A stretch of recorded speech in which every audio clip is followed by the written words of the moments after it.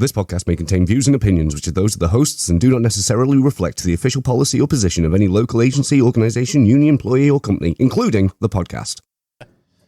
All right, everybody. Welcome back to Off the Clock Shop Talk. Thank you guys for tuning in every week. We appreciate you guys. Yeah, I've seen the growth in the channel, so I'm just very thankful. Yeah, thank you very much for subscribing. Yeah, for subscribing, shares, likes, all that stuff. I'll mention it a couple times, but if you guys haven't checked out the Instagram page, OCST.952 on Instagram, we got the official post up for the giveaway we're doing. So win yourself a free Teamsters jacket. We can throw your local on there, where you're from, and then we can put whatever name, title, nickname, whatever you want on there, nickname. Donated by, our friend of the show, James Placentia, longtime Albertson steward.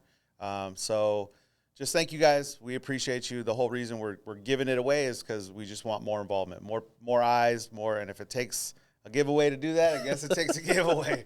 But no, it was just donated, and we thought it would be a cool thing to do for you guys. So thank you guys for tuning in. Like I said, like, share, subscribe. We'll hit that at the end as well. But without further ado, we got a guest for this week, just continuing to expand, continuing to bring more people in. We promised at the beginning of the show, which, we've kind of kept to, is guests from different locals, from, different areas.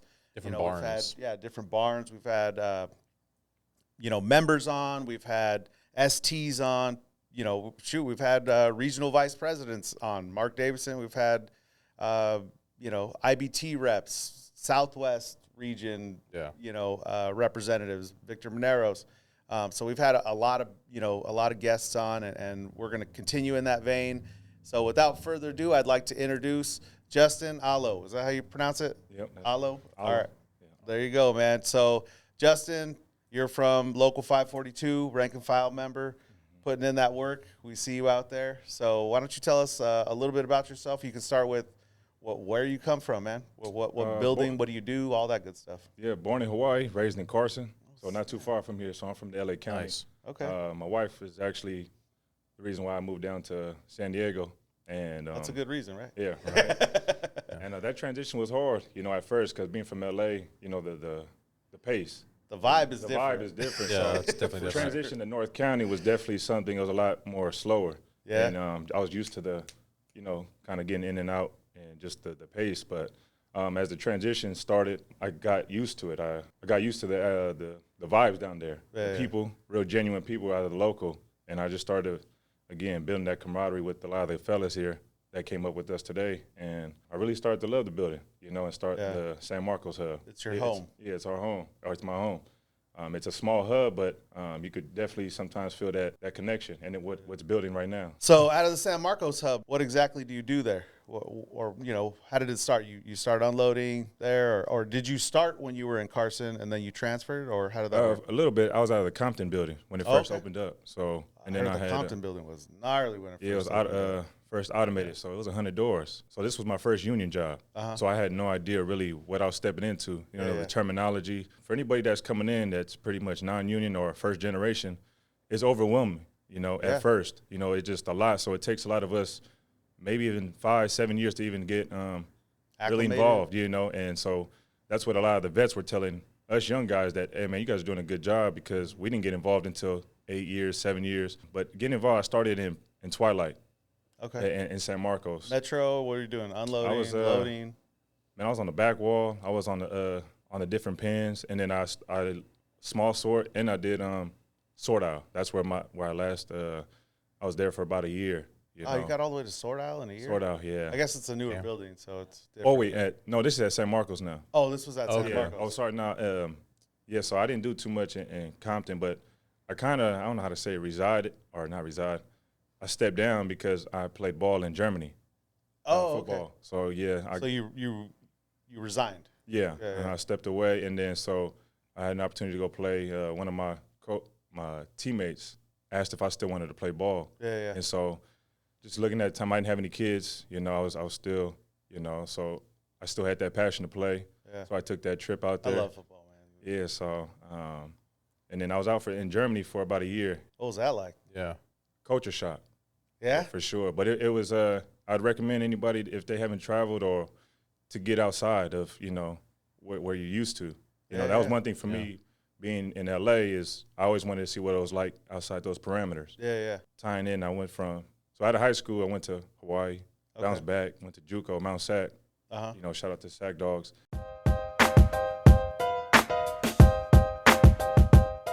What year did you go to Mount Sac? 2013, 2014. No, 2012, I spent 2 years there. It's funny. I came out of high school, and they wanted me to play for them. Oh, okay. So, I mean, in high school, it was fairly big.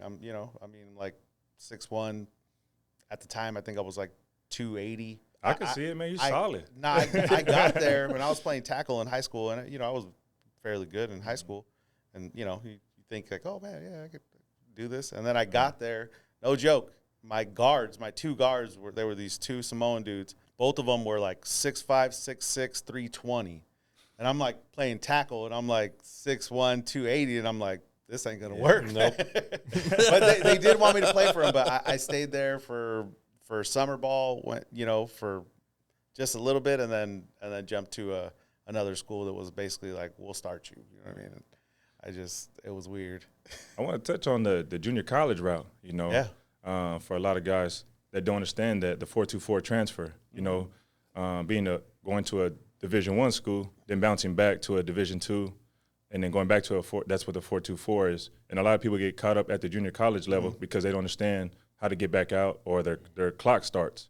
If you start your NCAA clock over 12 units, then your clock starts. So we always try to gray shirt. Gray shirt is basically staying under 12 units. So you can get acclimated to the college system, gain weight, and just get involved with just get used to the college from high school. Okay. Yeah. And but Mount Sac we had return missionaries. JUCO was a different process, man.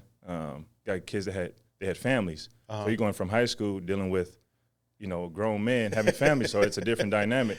Like my first scenario was at Mount Sac was like a scene out of Gridiron Gang because I'm a bounce back. But JUCO is another outlet for athletes to get recognized, another opportunity to go back out to D1, a place where they want to get and there's a lot of them. Steve Smith. And there's a whole list, but okay. But I went to Louisiana after that, and that was another culture shock.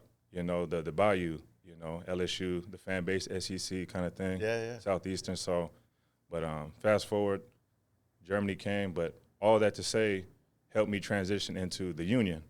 And why I love the Union is because it reminds me of football in a sense, the camaraderie. That's right. So that it's just weird how God works, opens one door. I mean, Amen I tell these guys here, if you asked me 5-6 years ago, I was going to be UPS driver, I probably would say, hell no. Yeah. Like, I got stuff going on. It just it would never. I got some real shit going on. That would never have clicked during that time, know. But I can honestly say I love what I do.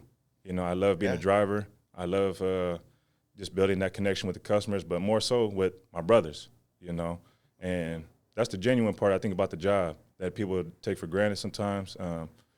Even though we get paid well, but I think we do a fair day's work for a fair day's pay. Yeah. Sometimes more. Sometimes more.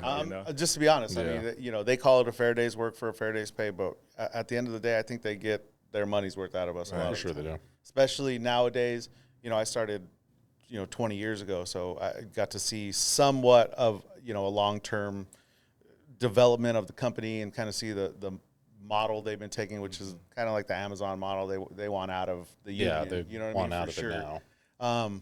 They're never going to get out. But that being said, like I got to see like a little bit of a transition where, it just the technology came in. They try to take the skill out of our job and try to just throw anybody behind the seat. And not everybody can be a driver. Right. And they baby a lot of new guys and they do their thing, but. When I started, it was just different, man. It was different. And just to your point, like the coming out of sports, it's actually something that one of our other guests, Carlos Schumann, brought up. But coming out of sports, UPS does provide that like camaraderie, that brotherhood, you know what I mean, that you kind of miss. Right. Like you're like, man, I miss that. And it also gives you like a pride in your work. That's kind of how I always felt. Like I wanted to work hard. I would unload the most trailers that I could. It was a competition to me. It was. You know what I mean? Yeah. Well, we had competitions too in Anaheim. all the time. I beat George. George thinks he was a better scanner than me. I but he know wasn't. for a fact. We'll set it up, dude. We'll set it up. We will. We're gonna We'll get a set that scanner up. in here. We're gonna. We'll set it up. It's funny because speaking of scanners, I came in when we didn't even have scanners. We didn't have any. wow. Oh, it was all still done by zip code. Yeah, it was all zip, and you got no scanner there. It was just one unloader and just knocking it out. I mean, at the time, I remember they just wanted speed. The sorters are the ones that would flip the boxes. They weren't. That was the real skilled position. They weren't too crazy with it, so we would knock down whole walls, dude. I would grab a wall, just put the extendo right up against it, and you just boom, and then the center would get taken by the belt, and then you just throw the side, whatever's left on the sides. I've seen people get taken out by that. Yeah, I mean, don't get me wrong, it wasn't. definitely I'm sorry if we messed up your packages. I think we're past the statute of limitations It was on that a one. different beast, but it just it's weird to see the transition of things. So you start in Compton, go play ball in Germany. Congratulations to you. Hats off to you. That's what I was looking for. That's fucking awesome. You know what I mean? It's that must have been a mad privilege and kind of. I mean, that's a fun life experience. Yeah, for sure. I don't take nothing for granted. Another thing I want to touch on was just the transition for athletes after ball. When you kind of dedicate your life to a particular sport, whether it be football, baseball, that transition after ball is really hard because you don't have that passion, like you said. Yeah. And a lot of athletes kind of fall into depression, or just because they can't find their place in the real world, they say. So a lot of players that because they know one thing, and then it's hard to find that transition into finding that passion in the work life. And I found it with here, and that's just my message to a lot of the athletes out there that aren't able to continue their career. Come work for UPS. Come work, I would really recommend come work for the union, especially UPS Teamsters. Really, my walk in here, my journey has been inspiring, and I want to help those other athletes that aren't able to make it to the NFL, NBA, the MLB, That's awesome. That you don't just have to rely on sports to make it out, that unions are ultimately a great thing for society and us working people, so for kids, so. Yeah, it's almost like a team sport already. Right. It is. Like I said, there's a lot of competition in it. There's a lot of competitiveness. Yeah, for sure. There's a lot of pride in work because it's hard work. You know what I mean? Get in that truck every day and look at your load. And I've been in there where I'm just like unloading trailers in the summer, or there's you a lot. by yourself in the trailer too. You know what I mean? Talking to yourself. It's sometimes. rough, man. It's rough. Playing music. Yeah, Dude, I man. remember walking in the warehouse when it's summer and it's we would still start at like 2 a.m. but it's hot. It's already like 80 degrees at 2 a.m. I'm taking off my shirt one time before how hot it gets because you're in by yourself, so it's like well, no one's gonna see me, man. But it was like a hot box in there, man, just sweating. A lot of shit in there, and those are the things for me. I think that we need to get out to the public to understand what we really do. What we do as laborers, and it's not just UPSers. Right. There's a lot of laborers out there that work hard, work their ass off, and no knock on white collar jobs. Look, I mean, at this point in my career, I'm technically a white collar job, but I work my ass off, and we see it, man. Thank you. I really want to impress on people out there in YouTube world and Spotify world that maybe you don't understand what goes on in a union, or you don't understand what goes on with laborers or at UPS specifically. But there's these people that are just breaking their backs to make a dollar. Underappreciated. And the company does make record profits. It hasn't shrunk. I mean, every year for the past 5 years, record profits. This last year, $13.7, I believe, $billion. Yeah. If you add that up over the life of the contract, you're talking about a lot of money. So for what we're asking for in this contract, I don't think it's far-fetched. Let's just put it that way. Yeah. I guess back to you go into San Marcos. You kind of covered this a little bit, but you're on the load wall you do some metros, right? Then you do the sort aisle, right? And then you end up in small sort. And then what happened? What was next for you? Waiting for that call to go driving. Yeah. I mean, that was the ultimate goal outside. So I had a plan going in, to go driving. So when I got back from Germany, I was having a son. And so I just hit the ground rolling. And I was doing seasonal help again. So when I went back in, the transition into San Marcos was during peak. Like I said, I didn't know too much when I was in Compton about what was the union like. I didn't have too many talks about it. But when I went doing seasonal helper, seasonal driving, I was the runner. And so I had the helper. Yeah, I was the helper, Driver helper. And so I came across really great drivers that gave me a lot of advice for my situation at the time. And one after another, they kept saying they knew my situation, like I said, and they all said nothing but great things. And I was willing to put in that time to go driving, because I asked them, is it worth, staying here? Yeah. And all of them said, the first guy said it. He was like, man, I was able to put my kids through college, and that sparked something right there. And then they said the stability of a career and then the benefits. And they know me having a young family at the time, that resonated with me. And I wanted to stick it out for the long run. And so I went in to Twilight. But what sparked the curiosity during Twilight was working 2 jobs. I was working alongside another dude that did time. He did bid for 20. Yeah. So obviously 20, damn. Yeah, 20. Damn. So a lot of my talks were about history. Yeah. We had a lot of time when talking about European history, U.S. history. Then he mentions Hoffa. And so I had no idea who it was, but he knew I was getting off from my job to go into Twilight. So he knew about UPS. So he asked me, hey, you know who Jimmy Hoffa is? I said, no, who's that?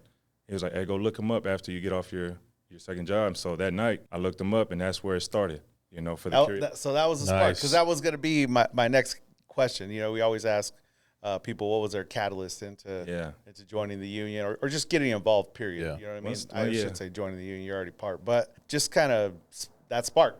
So that was it. It was Hoffa, huh? It was Hoffa. In the old days, the history of the Teamsters. All the mafia movies, and it Blowing just opened up cars and shit. Yeah, I didn't realize. I didn't realize how much Teamsters, the union, had an impact in the world at the time. Because he had told me Hoffa was almost as big as the U.S. president at one point in time, and I thought, man, who is this guy Hoffa? So, and I can speak for a lot of the younger guys. A lot of us don't know who Hoffa is. That's why I think history is important with the union. I agree. To bring it back. Yeah. Because if you go back in time, the unions were big back then in the 50s, 60s. That upsurge. That's kind of what inspired me more to understand where we are now and to learn from the past.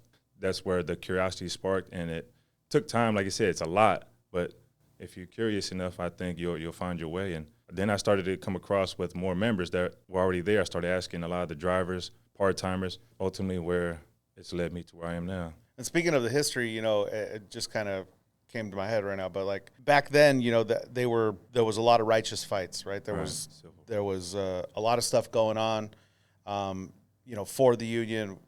I mean, even further back where we got like child labor and unsafe work conditions, the workday work week. People don't understand that, we had to fight for a 5-day work week, and it looks like we're back in that battle again. Yep. Right. And I saw, an article that there's an uptick in child labor. They're trying to reverse some of the child labor laws. Just those things repeat themselves. History repeats itself, right? So it's important to know what happened back then, and as we progress, as the movement and those fights that we fought back then aren't over. And that's why unions are necessary. We always got to keep companies in check, especially big ones like this. They're just profit driven. And granted, all company is somewhat profit driven. I know this one's gross. I know there's some small companies out there that maybe treat their members a little better or whatnot, but at the end of the day, they're there to make profits. They're there to make money, and they're not really worried about taking care of you or just knowing the history of things. And if you know the history, you somewhat know the future. And what we're up against as these things start ticking back. And we talked a little bit off camera about the uptick in union involvement and all that stuff, and it's great to see because those fights are coming back. Right. This is a big one with UPS. You referenced the auto workers contract that's coming up, but right now it's all eyes on us. Everyone's just kind of trying to figure out what's going to happen with UPS. Are we going to get a good contract? Right. And we're going to fight like hell for it. Hell for it. Too bad we can't blow up cars anymore. But so that was your spark, the history. That's cool. I think you're the first one to kind of mention that. Now, was there any point throughout your UPS career where you like got in trouble or had to learn that side of things, like how the union defends people and whatnot? Yeah, actually, I don't file grievances like that. Never was a fan, or I want to say a fan of it. I wasn't used to doing grievances. Like you said, coming from a non-union, it feels different. You're like, I don't want a target on my back. But as you get more involved in your time in the union, those things are necessary. Because now it's not you need to hold them accountable because there are some things that need to be taken care of. One in particular would be Russell Hilke and Joe Torre. Those two individuals right there. This was my first time I witnessed shop stewards, and I saw the way how they handled themselves and how they conducted business with the manager. I've never seen it before, so it was like, I think I've seen it on some of you guys' previous shows, but those two individuals in particular, how they talked and represented themselves, that kind of was fascinating to me. It caught my eye how to carry yourself in here and to know it's almost like a lawyer. Yeah. And as a young guy, I'm like, the way they represented, I was like you said, it sparked that another curiosity. Like, okay, so shop stewards, that's how they represent. They protect the members. Those were the two individuals that kind of got more involved because I saw how they moved. So that motivated me to get more involved. Look, I think everyone has their own spark. You know what I mean? Whether it's I got in trouble and I did this, or like you, the history, and then there might be some stuff that reinvigorates us for sure. I mean, for me, as a shop steward, like, I had my reasons for wanting to get involved and wanting to know what was going on, right? And it was because I got in trouble and got fired, a couple times or whatever. But then there, as a shop steward, kind of helping people and being able to defend people who were getting harassed. I have one member in particular. I'll say his name. I don't think he would be too upset, but his name was Gio. He was getting harassed, and I was a shop steward at the time. And I fought like hell for that kid, dude. I really did. And just to see, honestly, them leave him alone and how thankful he was for that, like, to me, that was like a big spark, a reinvigoration of some motivation that I had to, want to be part of the union and want to do that. And as, when that happened, it was just like, man, I love to defend people from bullies. I honestly, these managers come in and think they can do whatever the fuck they want to do. And it just irks me. You know what I mean? It really does. So that was, something for me. But I don't know. So you're in the part-time ranks. How far in did you get called, get called for driving, get the call? Almost about 2 years. 2 years. 2 years. Man, that's crazy. That's good. Yeah, because I heard a lot of times some guys even waited 10, 12, 8 years, 10 years. Came in. e-commerce. COVID is what shot it up. So, no knock to us. We just. No, honestly, I'm happy. I think there's pros and cons to every situation, right? And I think the only thing that one of the cons of you guys going so fast, no knock on you, and I'm not talking about you specifically, but was that they didn't understand the weight that a lot of us had to do and the time we had to put in. The seniority aspect of it. So the seniority aspect of it is a little lost. Back then when I went in driving, all the guys that were up in the morning, you didn't have a route or you didn't have anything to do. You would kind of just stand there in the morning, and the older drivers would come up and be like, "Hey, you're doing my route today." And you'd be like, "What? I've never done your route."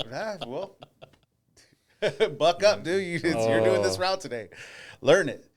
So there was an aspect that was a little bit lost, but we're getting back to it. You guys will see when you guys start getting in there and you're in there, 20, 30 years, and the younger generation comes up, and you guys will see it. You guys will be, respect the seniority aspect of things a little bit more. And like I said, there's no knock on anybody. I think it's honestly good that you guys are going so fast, just because UPS to work part-time for that many years, like I did for 10 years to wait to go full-time. Yeah, it is. Sure it's rough. Tough, dude. And I don't see a lot of people. It's been weird, honestly, like the whole transition of things. So before my generation, I talked to the older guys. Some of these guys never really spent any time in the warehouse. I knew older drivers that, I got hired as a driver. Off the street? There's a few of them, that got hired right off the street. Back then, it was they needed people, and also, when I started, there was such an influx of employees trying to get in. You couldn't get in without a reference. You needed somebody to reference you. Right. If you didn't have a reference, you weren't getting in. If you didn't know somebody that was already in the company that gave them your name, you weren't getting in. There was that many people trying to hire. And I remember when I started, they brought me in, and we're doing our little tour, and they're like, "Look, we just want to be honest with you, 7 to 10 years to go full time. That's what you're looking at." And at the time I was, playing ball, going to college, and I just figured, this is a college job, whatever, it's something to do that it works within my hours, I got sucked into the black hole, and here we are. So you go into driving, 2.5 years, you know, what's that been like for you? It's honestly been dope, but it was a work in progress for sure. What I was going to touch on with a lot of us, so there's like different eras, I feel like, in the union, you know, like you guys said. But I think more so you're speaking on, this is just to our knowledge. It's like no knock on anybody, but the guys that are going driving a lot quicker now. When I was doing those the seasonal helper, I was asking questions in a sense, and I respected it, and I didn't take it for granted when I did go driving, you know, every day. I think a lot of us didn't as well because they would throw us on all cold routes and things. But now the drivers, the newer ones, and it's no knock on them, but They don't do that. They don't do that. You know, from what we hear, weird, they only right? get put on They certain don't do routes. that. When they were throwing us, you know, I'm doing Camp Pendleton, go Carlsbad, Vista. All of us done it, and now it feels like they're kind of just limiting them on just doing these 2 routes when we were getting thrown on several routes. That's why I kind of made the reference to like babying them. Yeah. And that's no doing knock that, on the employee. The company is the one who, I mean, back then they just, and this They is do a different route every single day. Yeah, this is my opinion again. But, you know, back then I think there was more skill to the job, and the companies wanted to develop these employees. Now they're trying to take the skill out of the job. Right. So they're not really worried about it. They're just like, well, you can get that done faster. I'm more worried about the numbers, right? Yeah. You know that route, and that's maybe the 1 or 2 routes that you know, so you're going to do that route. So they're trying to throw seniority out the window. You know what I mean? But we're going to do everything we can to address that. I know there's Trying to make it a talks about mindless in the contract. position like an Amazon driver. That's why they gave us the dias that have the GPS. They're trying to take away that aspect of like skill, right? So But you know Orion sucks. sucks. It doesn't know what it's doing. They No try idea. to, you know, they try to match a driver's brain, and it just doesn't work. You're trying to add in pickup times, flexibility, moving parts. You know, you might say, oh, well, I know this company's on lunch right here, so I'm not going to go over there right now. Where, you know, believe it or not, I've had managers tell me, no, go there and sheet them closed. And I'm like, why would I do that? I want to get this stuff off of my truck. It's funny because that used to be like a fireable offense if you would sheet packages closed from 12 to like 1 o'clock. Because like they would call that dishonesty. They're like, well, they're on their lunch break. Why would you sheet packages closed? Now there's exceptions for close between 12 to 1 and then also after 5. So it's like, what the fuck? Yeah. You know? Just playing with the numbers. They just want their numbers to look good, and that's what they're always after, you know, profits. The operators are looking at not getting yelled at for their numbers. The people up top are just looking at the money aspect of things. Yeah. So there's a lot of moving parts there. You know, what got you involved with, I know you guys can't see them on the camera, but what got you involved in this? How'd you get, you know, you guys seem to be a pretty tight-knit group of really active members, and we have our pockets everywhere. We have a big group of stewards and members that just are on fire. They got the union bug, as they call it. Right. You know what I mean? So what kind of got you into that? The campaigning. But, you know, I don't know if we really want to go on the political side. Well, I mean, you know, it's an aspect of things. As long as we stay away from talking shit on people, I'm cool with it. But, you know, we just it is what it is. I think, you know, the campaigning, you know, I think that's where the politics side comes into the union, where I wasn't prevalent to. I didn't understand politics in a way. As a young guy, there's a lot of us. So all the 224, we do have a tight-knit group. And it was something I think a lot of us were new to, and maybe some guys had fathers that were drivers, but for a lot of us, first-timers, it was something new. But when we saw the campaign outside, it was something that kind of drew attention on this is what our career is going to be like for every contract, or this is how things are conducted in the union business. So I learned a lot in there. Wherever your political view, you know, where you're at, you know, you went with that group and and that's where I think even the more involvement got involved in. So again, I don't like to bash anybody, anything like that. Yeah. So you could speak on administrations. We just don't like to talk about people specifically. It's just, it is what it is. But those certain individuals, like I said, that came and helped me that room that day on the shop stewards, those were kind of the guys that I followed. Okay. You know, in a sense, because that's who, obviously, someone that you represent, they're going to go with you, you know? Yeah. And that's kind of what it was like for me. So, and that just opened up another door to other individuals that were very active, and that led to more active members. And then that just created a culture where a lot of us young guys just followed. And now it led to what we call Strikeforce, you know, a 97 vet, Tim Peppers, Jason Mendez, and shout out to all the 97 guys.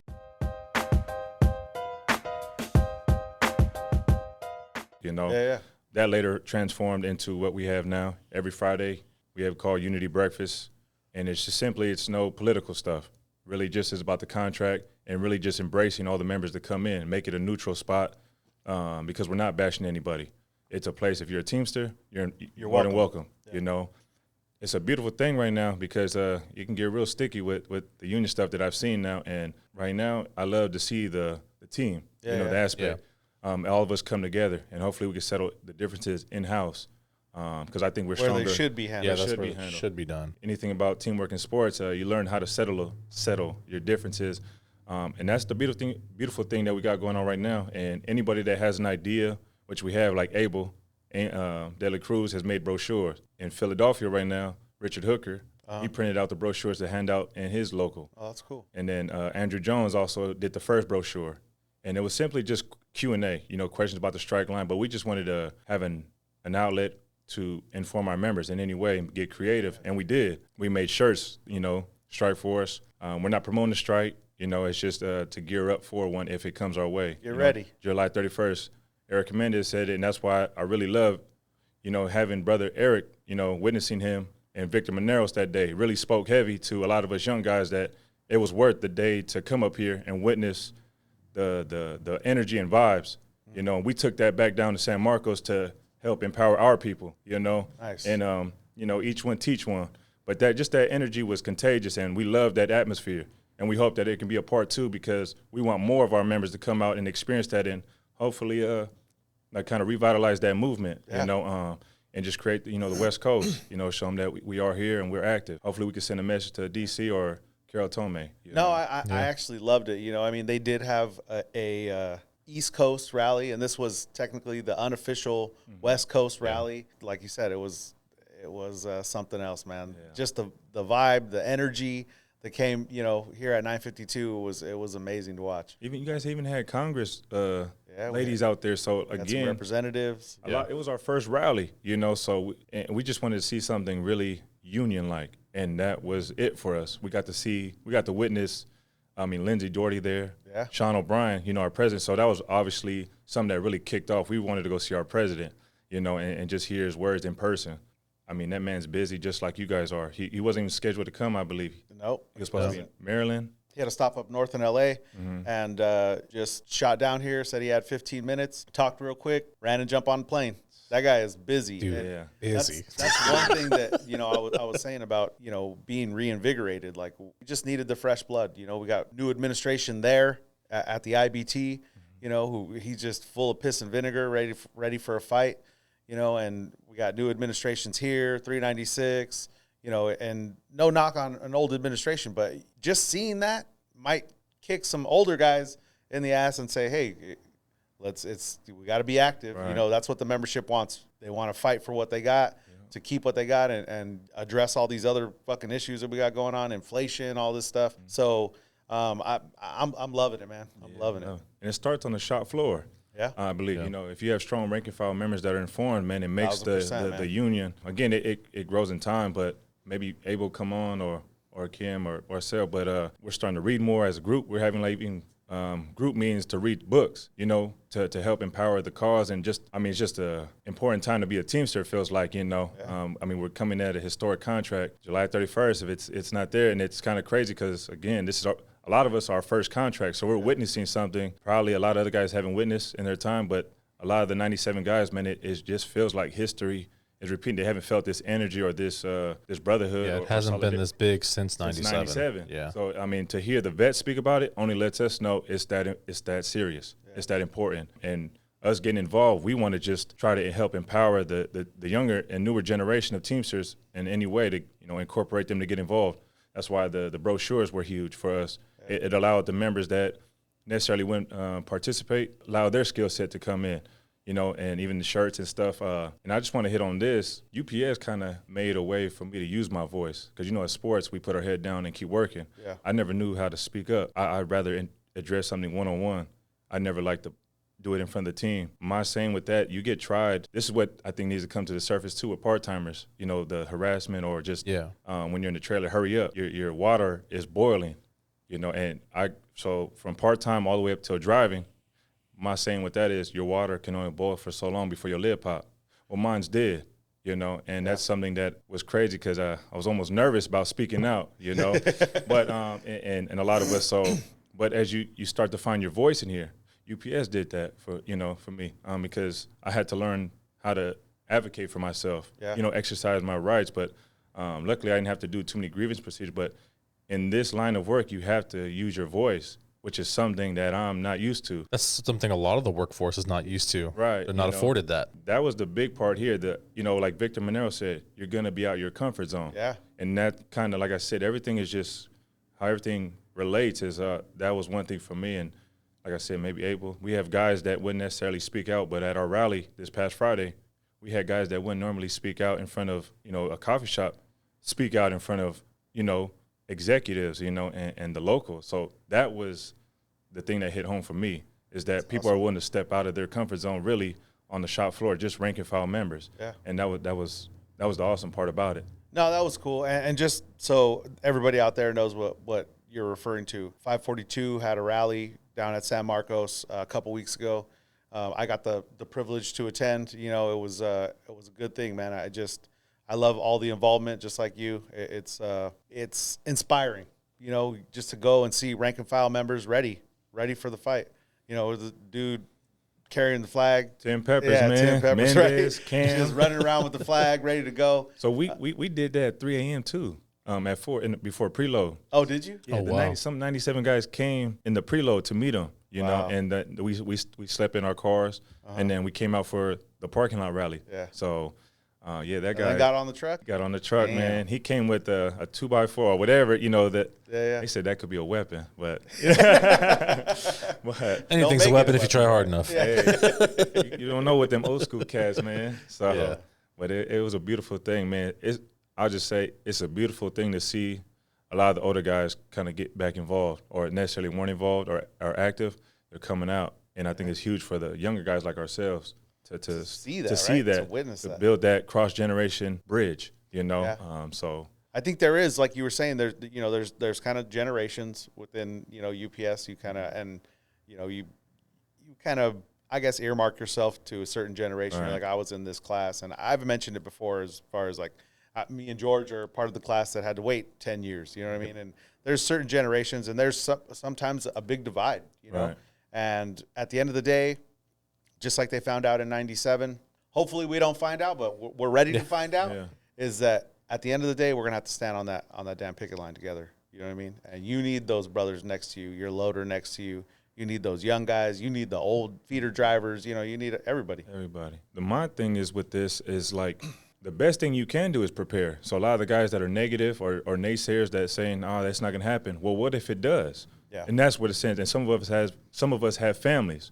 My thing is, playing sports kind of really transitioning to the union is the thing you do is you prepare for any game or whatever the case is. Because when you go unprepared, that's when, That's when you lose. Yeah, that's when you lose. So the fact that, Sean O'Brien says, buckle, put on your helmet, buckle your chin straps, I think is the right saying for it, because it's like a Super Bowl. Yeah. You're getting ready for your opponent, but you're strategizing, this and that, but with your local. But I think the best thing we can do right now, and what we're doing, is preparing, to get our members ready for war. Get all the prep work out of the way.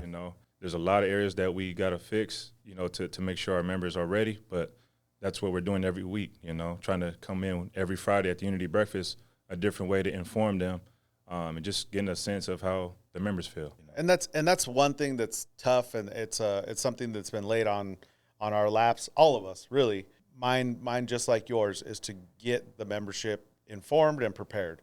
As we near the end, we got 2 months, right, before this potential strike.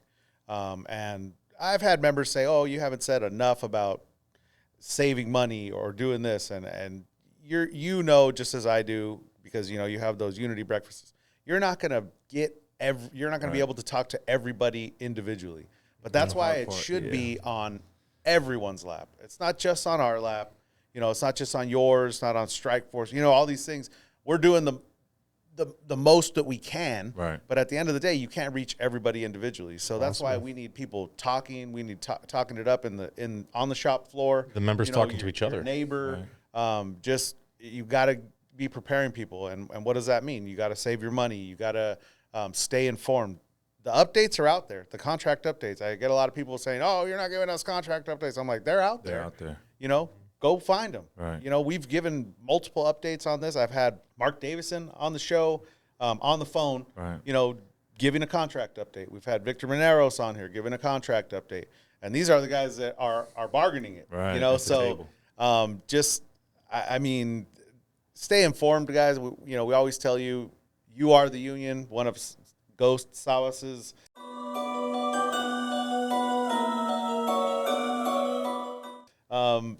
sayings out there is, you are the union. You know, inform yourself, get involved, invest in yourself, because it's important. This is your contract. This is our contract. So I hope you guys are preparing yourselves. That's one thing, you know, from all of us up here. We all feel the same. I don't mean to speak for you, brother, but, you know, we all feel the same. You got to be ready. Preparedness is key. And the company sees that, you know. They see that. They're watching. Like you said, I got members that tell me I have a family. How am I supposed to go on strike? And at the end of the day, it's about the team, right? It's just like you got We all have families. One player who wants to you know, make his own game plan. That's going to be the player that costs you. You know what I mean? You know, the whole thing. We're only as strong as our weakest link. Right. That's the truth. So All those weakest links need to know what's at stake. Don't think you're going to be crossing in front of me. You might be in trouble. That's what I said. They will be in We need to trouble. find out what the rights are, because I'm going to take it real personal, man. Saying something. So, yeah, man. We had a few guys said they took care of business on the strike line in 97. So, Yeah. Whatever that means, you know. Whether it's a conversation Sounds like some guys didn't cross the strike. or an intense debate, I think you know, we might have some words. Is there anything, you know, that you want to impress on the members? Maybe? Yeah. You know, to any young Teamster out there, you know, really that wants to get involved, or you feel like I'm talking to you, I am. You know, we are, in a sense. And get involved, get informed, because this fight is not only ours, but it's all of ours. To the part-timers, we're behind you 100%. You know, 97, part-time America won't work in 97. It won't work now. Yeah. But I just want to make that an emphasis that we are just the face of the company. You know, the backbone is the part-timers. So they make up 60% of the company, and we just wanted to let you guys know we're here every step of the way. And I think that's going to be the big one that's going to be for the public to see, you know, that they're our voice and we have them as well. And now shout out to Strikeforce.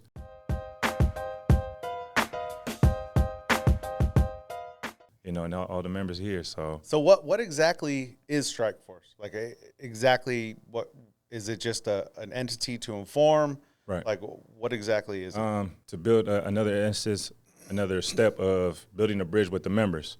Yeah. You know, guys that wouldn't necessarily talk to each other from the 97, from the 224, just all different classification. It was just another outlet for the guys to come together. Bridge you know, those outside of the break generations. room. You know, outside of things, and it has provided that the unity. That's all that it really is, to build solidarity, which it has.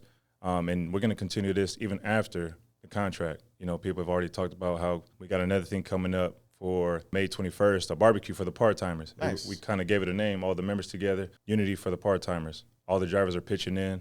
That's awesome. To try to build great. another way for Abel already set up a QR code to RSVP so we can kind of get a head count on all the guys that are coming, bring their families. But we're trying, you know, like you said, it's hard, but we got a good group, and we're really trying to reach out to our members and get them engaged, because I think in 2018, 2013, the participation wasn't there as far as voting. And we want to make sure and do our part to get them informed and just a vote, you know. Yeah. So that's really all Strikeforce is. So just a solidarity and be behind our president. That's awesome. You know, Nice. I mean, you guys, again, I feel like are a bridge as well. That's why you guys are on the brochure as well, because we really love your channel. Well, I did. Yeah. I was going to mention it, but I do really appreciate you sharing the show and Thank you. putting us on that brochure. And, you know, that's what we're looking for. Exactly. You know, at the end of the day, we're not here to talk shit on old administrations and you know, whether it be IBT or I think everybody has their day. And this is just from me, you know, God puts people where they need to be at that time or where he wants them. And it is what it is, right? At the end of the day, I'm not really super concerned about who's there or whatnot. I want to see more active membership, because that is what really changes things. Right. Yeah. You know, a more active, more informed, more involved membership, people that are hungry to, you know, further the movement. Right. I mean, that's really what it's about, right? I mean, for me. No, I agree. That's really what I kind of wanted to create the show for, was to basically just get as many members involved and get as many members as passionate about like the union as, you know, I felt. I'm like, there's not enough people that know, you know, they don't know their rights. They don't know what they're afforded through the union. So I felt like this would be like a good medium. Yeah, no, I just want to say how much you guys mean. I mean, we networked as far as the rally, where some of your members actually reached out and we exchanged phone numbers to where they let us know about the medieval times. You know, we wanted to come help support that. Yeah. I mean, if it's okay with y'all, I'd like to bring on. Yeah, it's cool. Just to show like people that we are, you know, we want to be motivated and to show whether it's not even 224s, but other members that get involved. Because I wanted to meet more 224s out of Orange County that day, but like you said, it was on a Saturday. But yeah, I really look forward to meeting more of your members and going forward.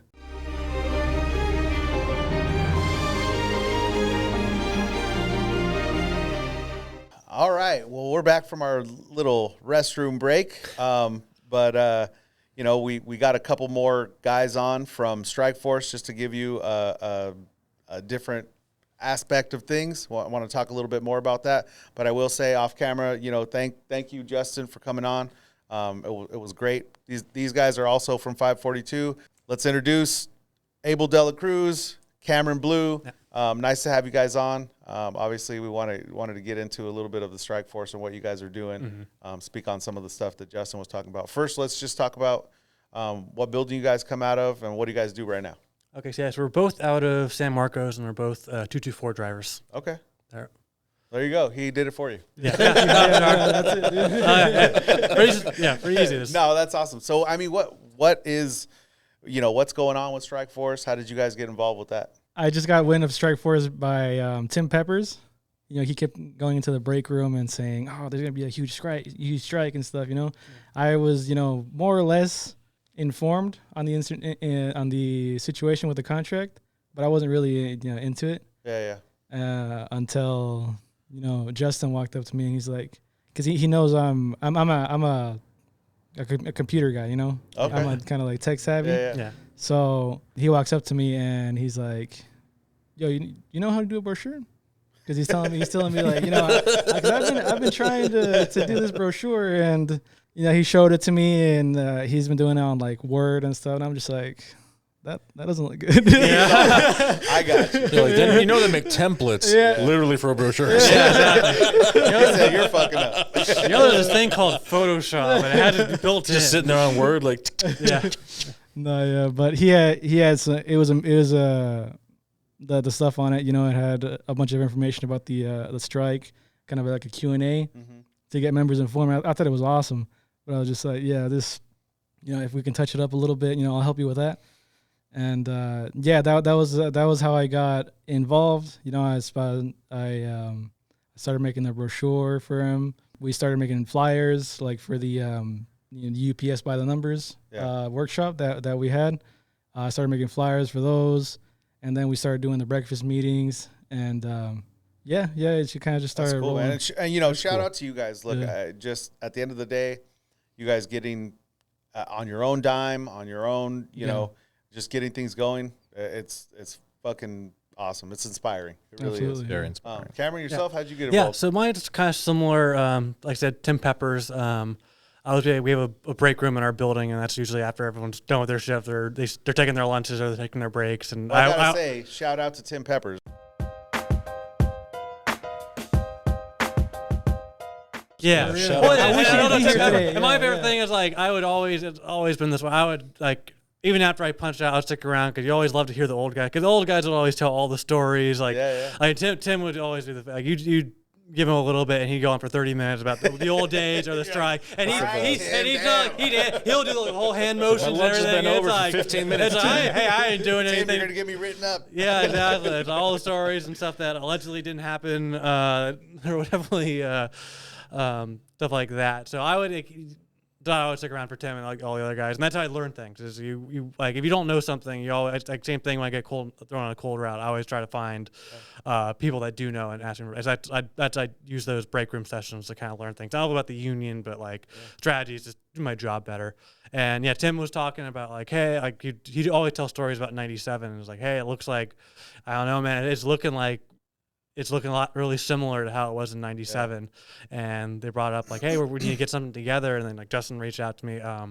Mentioned before, Andrew Jones. I used to be his loader when I was a preloader, and he was like, hey, we're getting this thing together. You want to go? And I'm like, sure, because my dad was a driver. Like I said, there aren't a lot of guys that are second generation Teamsters, but I was, and so I knew things about the contract and the union because like obviously like, my dad would get home and he'd bitch about work, and he always tell me stories like, oh, when he started, like, oh, they used to get the free turkeys. They used to, oh, they give you like a handful of pence or whatever. Oh, the turkeys. So I knew stories about it. Like I'd always hear it growing up. I didn't really, I knew, but I didn't really know. So you saw the turkey box. Yeah, I saw the turkey boxes. And I knew vaguely Like, like. has the turkey box. Still. Yeah. It says season's greetings on it. Yeah, season's greetings. Like, Like, the white I box. think it goes, they give them like a coupon. You can get Honey Baked Ham or whatever back in the day or whatever. Yeah.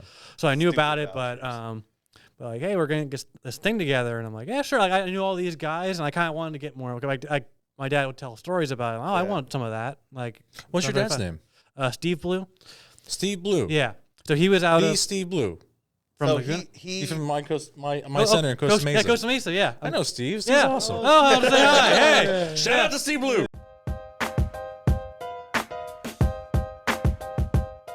That's always like you're my boy, Blue. Blue, you're my boy. Yeah, I get that too. I've inherited that title. It's like everyone thinks like, oh, why? I guy walked up like, does your dad call you Blue? And I'm like, no, it's my last name. No one believes it's my last name. It's like whatever. Hey, there's worse things to be called. Like whatever. Everyone calls awesome, it Blue man. Cameron. Awesome. You know, but something that kind of just came to my head, and I kind of wanted to touch on it. But you know, like back before printed word, I guess. Yeah. You know, people told stories, right? There's all kinds of history, and you know, Justin was talking about history. It's kind of on my mind, but people would word of mouth. It was all stories. You know, that's how they passed down tradition. That's how they passed down knowledge. You know, from the past is stories. And to hear, you know, Tim Pepper's out there, like we said, shout out to Tim. To hear that he's continuing in that trend, and that's one of the things we talked about with Justin, right? Is sharing. Right, getting that younger generation involved, and no knock on them. We probably didn't do a great job of sharing that. So it's great to hear that members are out there, you know, older members that remember the '97 strike, and just kind of passing that knowledge down and those stories and whatnot. And that's great to hear. Well, listen, I don't think Justin mentioned it, but the reason why Tim reached out to Justin originally is Tim was because he's the old guy. He's one of the top seniority guys. And he's like, I can't. I'm one of the old guys. A lot of guys don't are afraid of the old guys because they're all cynical bastards. Don't listen to them. They're all burned out. But like, I can't really connect with the young guys. But you're a young guy. They'll listen to you. And that's unfortunately that's kind of a lot of buildings is like we're like generations. They don't talk to each other. Sometimes it's by center. Sometimes it's by what clique you're in or whatever. Position, background, race, whatever, all the different things.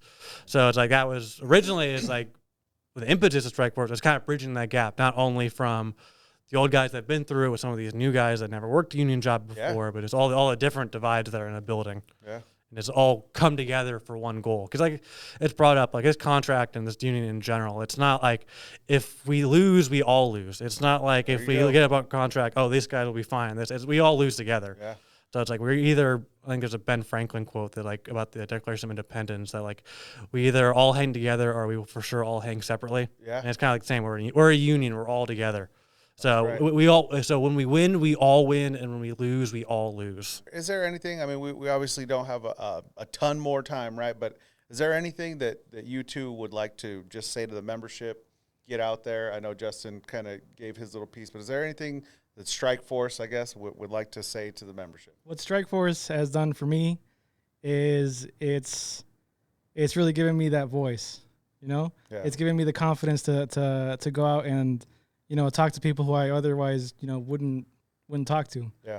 It's giving me that confidence to go and build relationships. Some of the old guys where I'm just like, man, this guy, I don't really like these guys, But it's not until you get to know them, you get to talk to them, and like one of the old guys, Jason Mendez, we went up to the rally with him, this past rally, and I think that's where it was just like, we're being brought together by Strikeforce, That's pretty much awesome. Yeah, like touch on that, like same thing, like bringing up the old. Like I said, my dad was an old guy. I hear stories about him, and he'd always have friends like drivers and stuff. But it kind of like Rich, like I said, like 'cause a lot of young guys like, oh, don't talk to the old drivers. They're like, oh, they're all crotchety and like, oh, back in my day, you guys have it easy. Back in my day, we had one this big, we'd write it down, like we'd have like. And to that, I think that We got lost in the every snow. generation has their That's all. That's always every generation says, "Oh, it's back in like you guys have it easy." It's since the Roman times. I like listening to their stories because they have so much insight. Yeah, you know, because they've been through it. They've been through it and through the worst. Yeah, of it. exactly. Have you ever had to deliver a route on like through that paper? Yeah, that's like all guys, it's rough, dude. I've done that before. Yeah, they didn't have diodes one time. Crashed. And they're like, "Here you go, good luck." Yeah, especially these old guys. Like, if you could do 30 years in any job, you're gonna have stories. Like my dad has a story. Like, even I've only been driving for like a year and a half. I have stories. It's like, and that's all we talk about in the break room. So like, you get a chance to like tap into that experience and help it. I would say, just for members in general, it's like I kind of drag this point. I get a lot. While I'm doing my route and say, all right, just talk to people like, oh, you work for UPS? That's a good job or whatever. Yeah. And the things that, and when people say that, they mean, oh, you guys get paid a lot. You have great benefits. You have great upward mobility. And like all of those, and I don't think people understand that almost all of the things that people mean when they say it's a good job, UPS didn't give that to us because of the goodness of their heart. The union made them give it to them. All like they're like, trust me, UPS would love to not give us medical benefits. And they say glorified Amazon drivers. Like they're already trying to like treat us like glorified Amazon drivers. Yeah. And like every not just the UPS stuff, but like the 5-day work week, child labor, getting that half-hour lunch that everyone complains about because you want to go home. Like people took bullets for that back in the day. Yep. Like everything, you have to be willing. If you want good things and you want an improved work life, you have to be willing to fight. You have to keep what you have. You have to be willing to fight for it. Because everything that you do have, other people fought for. Not only in '97, like the fact that like us being here and having what we have is because of those guys that put it all on the line. Like I said, my dad was a driver and he was in '97, and like that was what, October, September. 97. Like, I don't know what. Yeah, but like it was a scary time for him because my dad was an off the street driver. Like he didn't have anything to go back to, and like he had just bought like. I was 2 years old. My little brother was like less than a year old. He had literally bought a new house. He had brand new mortgage 2 months before. So it was a scary time for him. Like, cause he knew if they lost, he was going to lose everything. Yeah. But same thing. He got in his car every day and he picketed every day because he knew he had to fight for not only his fellow brothers, but like their families and the future Teamsters. Yeah. Fighting for what's right. Fighting for what's right and fighting for a better future. So, and like I said, hopefully we don't have to strike, but like if it comes down to it, like we all have to like reach in and fight for it. If we want to get what we want, and we want to keep this being a great job, we have to be willing to put it on the line. Yeah, gotta stand our ground. Stand our ground. Yeah. All right. Well, look, we appreciate you guys coming on. Shout out to Justin. Obviously, he's off camera right now, but I'd like to bring him in really quick so we can do our. We're gonna do our cheers at the end instead of like normally. Justin, walk on in. Just walk on in, Justin. Justin's back on. We didn't have a fourth mic to have Justin speak while the other players spoke. Look, at the end of the day, we always say we're off the clock, and there's nothing better than having a drink with your brothers or breaking bread with your brothers. So we always, take a shot for the show. So we appreciate it. Cheers, you guys. And I will say we got some designated drivers, so they're not. They will not be partaking. We're good. Cheers to you guys. Cheers to what you guys are doing. Cheers to the Teamsters. We appreciate you guys.